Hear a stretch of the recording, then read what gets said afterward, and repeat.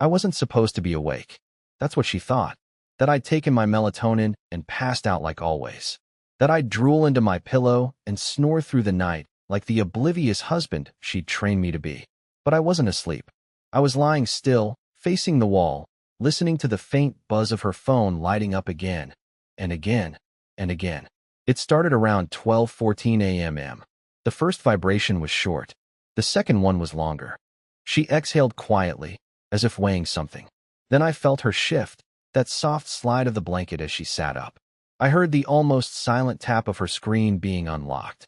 And then, the whisper, "Yeah, he's out." I didn't breathe. My jaw clenched so hard I swear I heard something in my neck crack. I wasn't dreaming. I wasn't mishearing. She had just confirmed, to someone else, that I was unconscious and out of the picture. She got up. No lights. No shoes. Just her in that thin gray tank top and pajama shorts she only wears when she's trying to appear casual but still look good. I listened to her footsteps fade down the hall. The front door didn't open. She was still inside. Bathroom? Kitchen? No. Garage. I sat up. That was the first moment I broke the unspoken rule, the one that said I'm supposed to stay in the dark, both literally and metaphorically. I slid out of bed without turning on a single light and crept down the hallway, heart pounding so hard I could hear it in my ears. She'd left the garage door ajar. Not wide open, just cracked. So careful, so practiced. Inside, she was sitting on the trunk of my car, phone in hand, grinning at the screen with her legs swinging. She typed fast, paused, tilted her head, retyped. I couldn't see the messages, but I could see the smile. And that was enough. That smile wasn't mine anymore. I could have barged in, could have demanded answers or screamed something pathetic like, "Who is he?" But I didn't. I just stood there like a statue, 10 feet away, invisible to her, which, I guess, I'd been for a while. Eventually, she sighed. That happy, dreamy kind of sigh. Then she typed one last thing and whispered it aloud with a laugh. "You have no idea how easy this has been." And then she went back inside, straight past me. Didn't notice the bedroom door was slightly more open than before. Didn't notice I wasn't breathing under the covers. She just curled up beside the husband she thought was asleep, the one she was slowly erasing in real time, and closed her eyes like she hadn't just detonated something. I laid beside her for the rest of the night with my eyes wide open. And in that silence, something inside me finally shattered in a way that couldn't be glued back. That was the beginning of the end. And the part that followed, she never saw coming. The next morning, she yawned like nothing happened. A big, exaggerated stretch and fake sleepy smile, like she hadn't tiptoed into the garage in the middle of the night to message whoever was keeping her warm in her head. She said, "You slept like a rock," while sipping the coffee I made out of habit, and I hated that I still made it.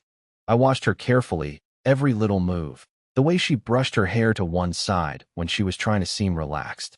She only did that when she was lying. I never noticed that before. But now I couldn't unsee it. She hummed while scrolling her phone at the kitchen table. I pretended to grab something from the cabinet just so I could see her screen. But it was already flipped face down, like it knew I was coming. I stood there too long.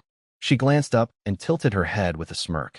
"Everything okay?" she asked, and I swear the innocence in her voice was so manufactured it could have been trademarked. I nodded like an idiot and went upstairs, stomach twisted, heart pounding like I'd run a marathon in molasses. That whole day, I walked around in this fog. You know that gross, gritty feeling you get when your gut knows something your brain hasn't processed yet? I was a ghost in my own life. I opened work emails and didn't read them. I sat in a Zoom call and forgot to unmute myself when I was asked a direct question. I laughed too loud at things that weren't funny. I was unraveling, but I did it quietly, just like she hoped I would. Around 2 p.m., I opened the Notes app on my phone. I didn't know why. I just started typing things. Her routines. The weird changes. The nights she suddenly needed to get fresh air at 10:30. The new password on her laptop. The recurring appointments on her calendar that never had addresses. The second toothbrush in her car's glove box. The way she'd started showering at night again. Something she hadn't done in years. How she laughed at her phone and then turned serious when I walked in. It all poured out. A timeline of subtle betrayals. And when I read it back, it didn't feel paranoid. It felt damning. But I wasn't ready to confront her. Not yet. I needed proof. So I did something I swore I'd never do. I went into her laptop. She was at yoga, her new hobby, The one she suddenly had to go to 4 nights a week, always at 7:30, never home before 10. She said it was intense stretching. I figured she was stretching something. All right, just probably not on a mat. She never logged out of her email. Rookie mistake. Or maybe just arrogance. There it was. A thread labeled Design Consults, filled with love letters disguised as meeting notes. She called them L, which made me want to vomit. They talked about hotels, flights, wine, inside jokes I didn't understand, and phrases like our secret that made my teeth grind. She said things like, "You make me feel alive," and "He barely notices me anymore," and "soon." That one hurt the most. Soon. Like they had a plan. Like my expiration date was already penciled in.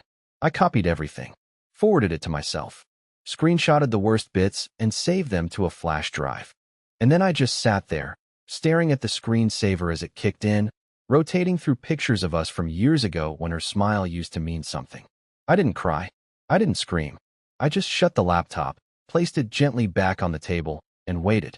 Because I wasn't going to confront her in the kitchen or scream in the driveway like some bad reality show. I wasn't going to give her the satisfaction of watching me break.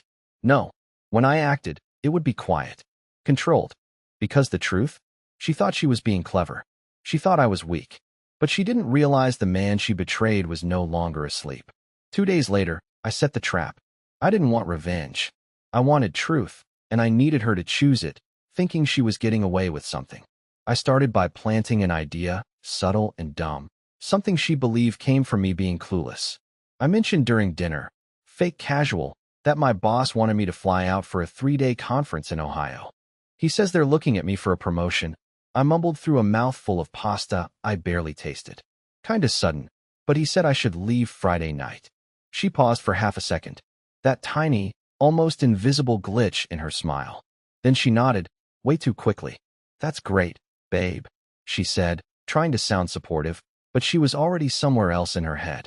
She even offered to drive me to the airport, like she needed a gold star for playing along. That night, she was unusually affectionate, touchy, giggly, even nostalgic. She pulled out an old photo album, asked me questions about our early dates. It was all rehearsed, like she thought it would erase the doubt I wasn't supposed to have. I let her think she'd won. Friday night came. I packed a small carry-on bag and kissed her goodbye at the terminal. And the moment she pulled away from the curb, I crossed the lot, called a rideshare, and went straight home. I didn't even go inside. I walked 2 houses down, where my friend Jude was waiting. I'd asked him earlier in the week if I could borrow his attic window. It overlooked my backyard and part of the master bedroom.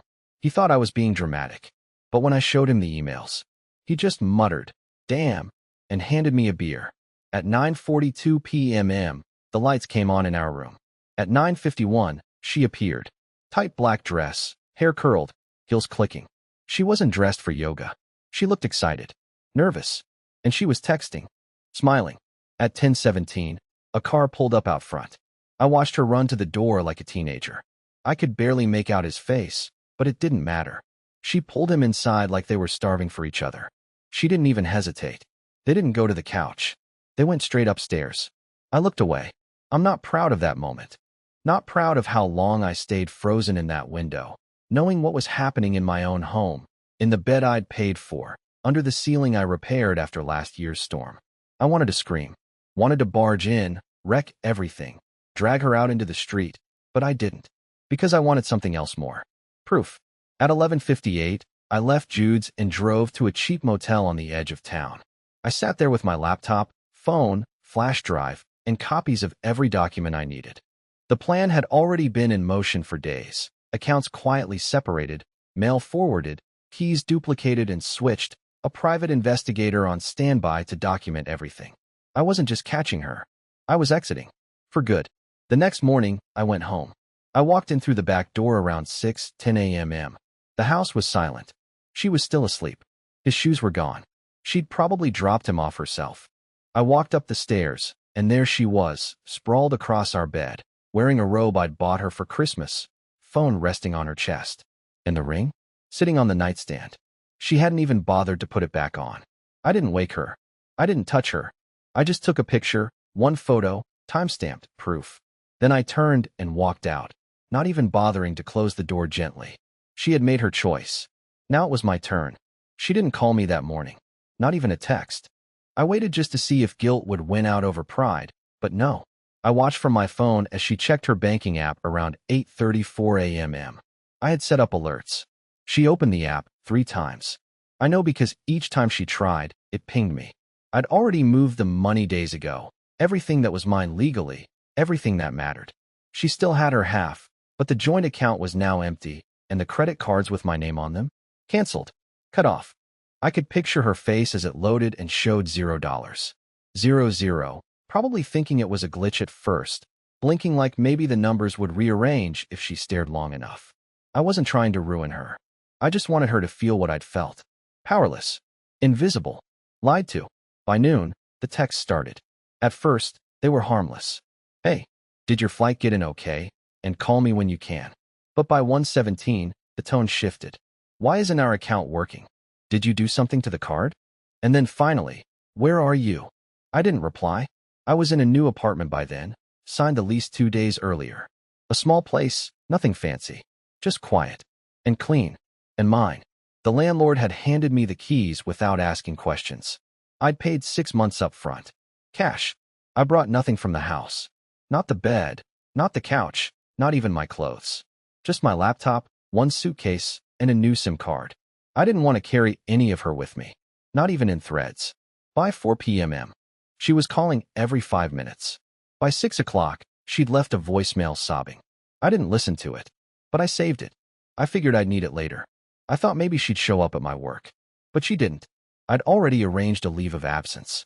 2 weeks, no contact. My boss didn't even ask why, just gave me a nod and said, "Do what you need to do, man." Turns out people know when a man's breaking, even if you never say it out loud. That night, I watched the doorbell camera footage from the house. At 9:43 p.m., she came home, alone, hair a mess, eyes puffy. She was pacing in circles on the porch, trying to unlock the door, but the code had changed. I disabled her copy of the app that controlled the locks. She was locked out of the house we used to call ours. She banged on the door once, then again, then louder. No one answered. She stared into the lens like she knew I was watching. And then she said it. "Please, just let me explain." I could have turned on the mic, could have said something, but I didn't. Because if she wanted to explain, she should have done it before she whispered to another man that I was asleep and easy to fool. The next day, she filed a missing persons report. Yeah, dead serious. I got a call from the local precinct. The officer was polite, almost awkward, asking if I was okay and whether I was in danger. I laughed so hard I had to sit down. I told him I was perfectly fine. Just done. He paused, then said, "You're not the first guy I've heard that from this month." I asked if I needed to do anything else. He said, "Nah, just keep being unmissing." And that was it. She tried every angle after that. Guilt, anger, threats, tears. She texted my mother, called my brother, claimed she was having a breakdown, claimed she'd been lost and confused.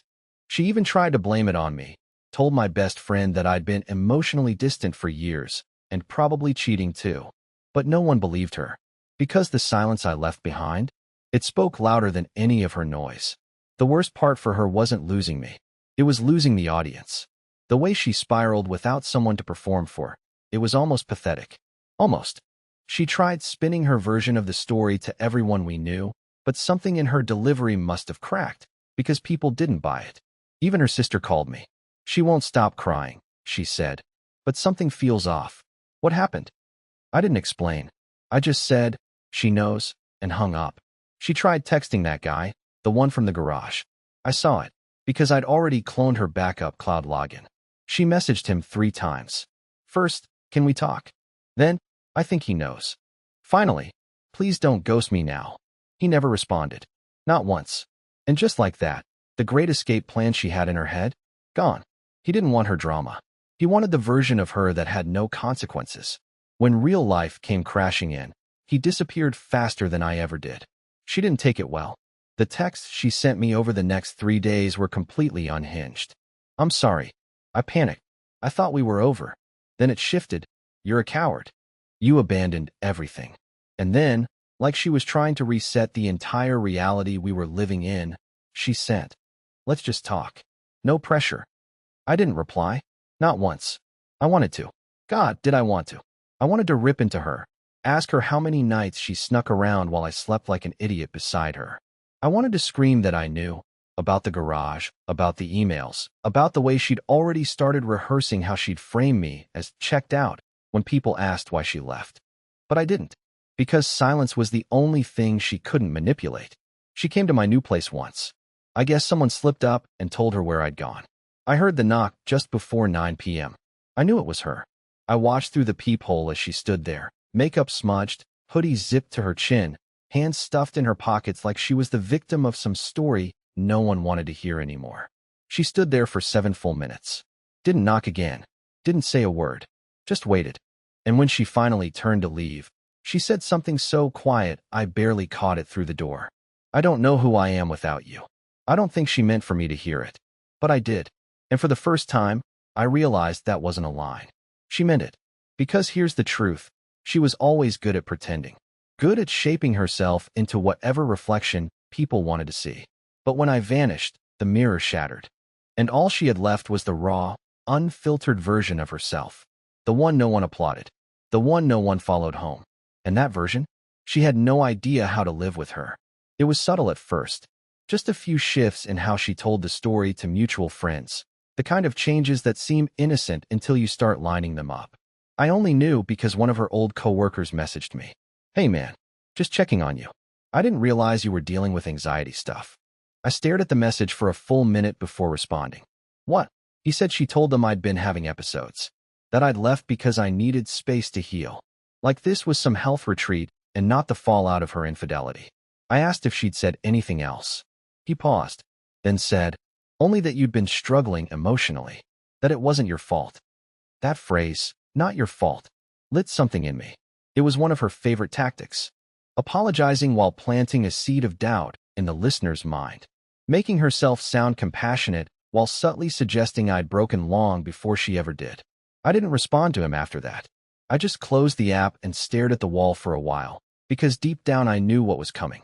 She wasn't done trying to save face. Not even close. Over the next week, she started reaching out to people I hadn't talked to in years. Old friends from college, even a few of my cousins. Always the same angle, concern. Have you heard from him? I'm worried.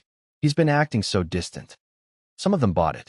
Others forwarded me the messages, confused, asking if everything was okay. I didn't blame them. She was convincing. She always had been. But now it wasn't just about salvaging her image. She was trying to rewrite the timeline. If she could get ahead of the narrative, she could make herself the abandoned wife instead of the one who torched her own house. I realized I had to act. I didn't want revenge. I wanted the truth to exist somewhere permanent. So I gathered everything. Screenshots, emails, doorbell footage, copies of the chat logs she thought she deleted. I compiled it all into a single file and sent it to one person, her sister. The one person who'd always defended her, but also had a deep intolerance for lies.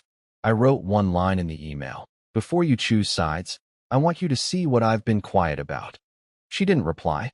Not that day. Not the next.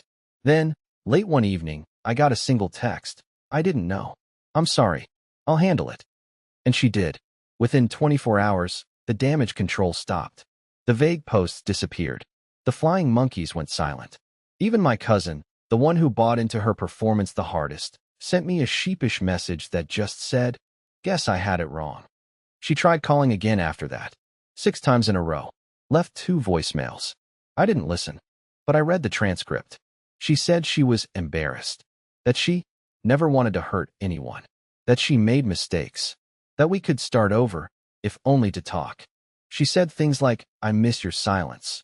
Like that was something romantic and not the last thing I gave her when I walked out the door. But what really got me? She ended the last message with, "You were the only person who ever saw all of me. Even the parts one tried to hide. And I hate that I lost that." That part almost got me. Almost. But the thing is, when someone gambles with your heart and then cries about the loss, they're not mourning you. They're mourning the version of themselves they had when you were still there. And I wasn't going back just to help her feel whole again. Not this time. I was folding laundry when I got the message that almost made me fold with it. It was a picture. A sonogram. No words. No context. Just that grainy black and white image. The one that means everything and nothing depending on who sends it. At first, I didn't react. My eyes just hovered over it, like my brain didn't want to do the math. Then another message came through. I thought you deserved to know. It hit me like a punch to the gut. She was pregnant. At least, that's what she was claiming. Everything in my chest locked up. I sat down hard on the bed, the unfolded laundry sliding to the floor like it didn't matter anymore. My mind raced through timelines, every horrible possibility pressing against the edges of my sanity. Was it mine? Was it his? Was it real at all? I didn't respond. I couldn't. I needed time to think, to breathe, to not fall into the trap I could feel forming around me. 2 hours later, she followed up. I didn't plan this. I didn't want it to happen this way. Still no mention of whose it was. Still no apology. Just a quiet nudge back into the chaos I'd fought like hell to escape. I forwarded the image to a friend of mine who works in a clinic. Asked him if it looked legit. He told me yes, it was real, but added, it's impossible to say when it was taken or who it's for. Women recycle these all the time to manipulate guys. Sorry, man. Just being honest. It made me sick to think she might stoop that low. But deep down, I believed she would. I went quiet. Didn't answer. Just sat in that motel chair, staring at the phone like it was a bomb about to go off. I couldn't sleep that night. Couldn't eat. I kept playing every conversation we'd had the last few months in my head, trying to decode her words like they were a puzzle. Was she setting this up all along? Was this her final card? Or was this just another lie she thought I was dumb enough to believe? The next day, she sent a video. Her face, no makeup, red-eyed. She looked broken. And for a second, I hated how much I still wanted to protect the woman I once believed in. She held up the sonogram. Said she wasn't asking for anything. That she just wanted me to know. Then she said it. The line she knew would hit hardest. You were the only man I would have wanted to raise a child with. That should have meant something. That should have cracked me. But instead, I realized something terrifying. She wasn't reaching out because she wanted to rebuild. She was reaching out because she had no idea how to fall alone. She had lied, betrayed, manipulated, rewrote our history, and now, when no one else stuck around, she was holding up the one thing she knew could bring me back into orbit. The idea of a child. Maybe real. Maybe not. I didn't answer. Not that day. Not the next. I sat with the silence and made peace with it. Because I knew the final decision was coming. And this time, it would be mine. I waited a full week before I replied. 7 days of silence. 7 days of letting her sit in the uncertainty she had so carelessly thrown me into for months. I didn't text. I didn't call. I didn't react to the sonogram or the videos or the guilt-laced pleas. I just lived. Quietly. Carefully. And for the first time in years, honestly. And then, I sent one message. Whatever you're going through now is yours to carry. You gave up the right to carry it with me. I didn't block her. I didn't need to. She never replied. Not because she didn't want to, but because there was nothing left to say. I had taken the power she thought I'd never find. The ability to walk away and not look back. A few weeks later, I met someone. Not in the rebound kind of way. Not some dramatic new love story with roses and violins and rebound cliches. Just a quiet conversation at a bookstore with someone who asked about the author I was holding and didn't try to sell me a lie 5 minutes later. Her name was Lena. Not flashy. Not loud. Just kind. We had coffee. No games. No pretending. She didn't try to impress me, and I didn't feel like I had to apologize for existing. It was light. It was simple. And God, it was peaceful. I'm not saying I fell in love overnight. I didn't. I was still rebuilding. Still sleeping with one foot on the ground, just in case. But what I did feel was something I hadn't felt in years, like I could breathe in a room with someone again and not have to scan their face for deception. One night, Lena asked me if I'd ever been married. I paused, then said, yeah. She didn't ask what happened. She just nodded. She must have been blind. That was the moment I realized I didn't need an apology from my ex. I didn't need closure, or revenge, or some dramatic courtroom ending. I had peace.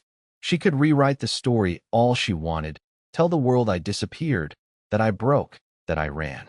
But the truth? I didn't disappear. I finally showed up, for myself. And the second I walked out that door without a word, when I let the silence speak for me, that was the first real choice I'd made in years. She crossed the line. I didn't argue. I didn't beg. I just left. And in that silence, I found everything she tried to make me forget I deserved.